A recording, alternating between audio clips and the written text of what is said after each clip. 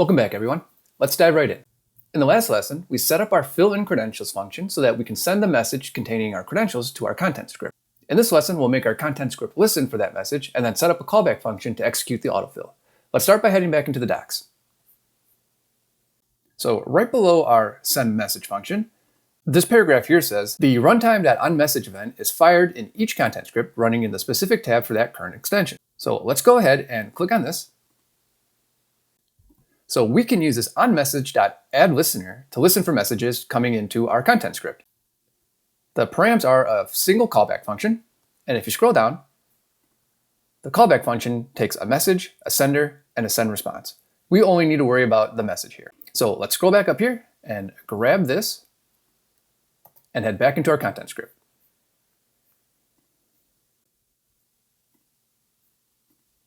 All right, and so here we can go ahead and paste that in. And our callback function will pass in our message and drop that down to a new line.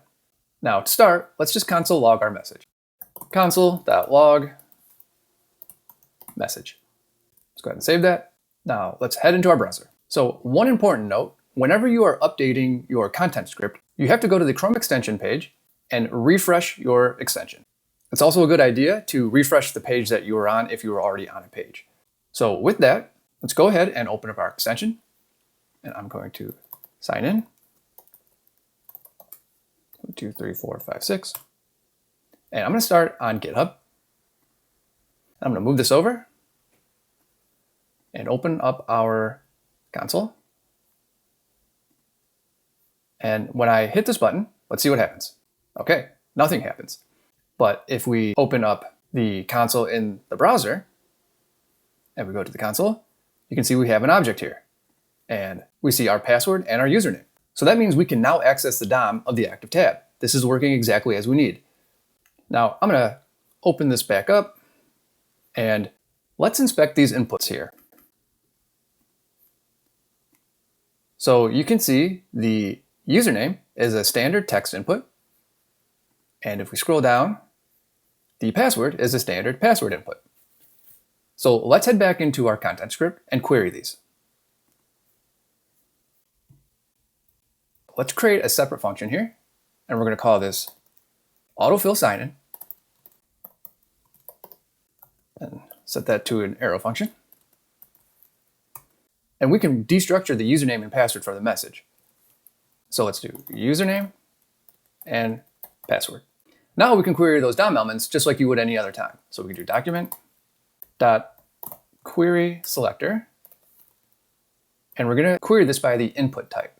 So we'll do input type equals text, and then we can set the value equals username. Then we can do the same thing for the password. So we'll do password, and we'll set the value to password.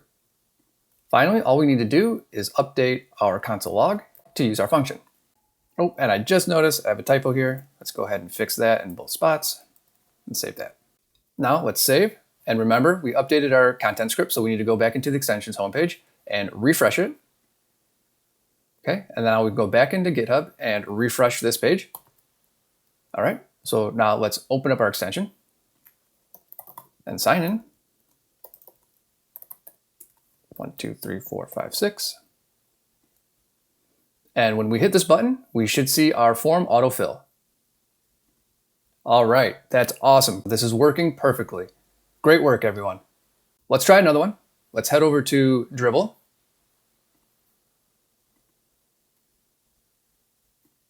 And I'm going to autofill here.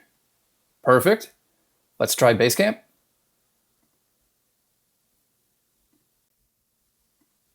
All right, great. This is working perfectly. Through the use of our content script, we can now manipulate anything on the current page in the active tab. But we are currently only working with two types of inputs, password and text. So that means our autofill will only work on sites that use those two types. However, it's not uncommon for other sites to use types like email. So in the next and final feature development lesson, I'll show you how to set up a utility function that iterates over a list of possible selectors for usernames and password fields. This way, if one selector doesn't find an element, you can try the next one until you get a match. And as you come across new scenarios, you can easily add it to the list. Great work, everyone. I'll see you in the next lesson.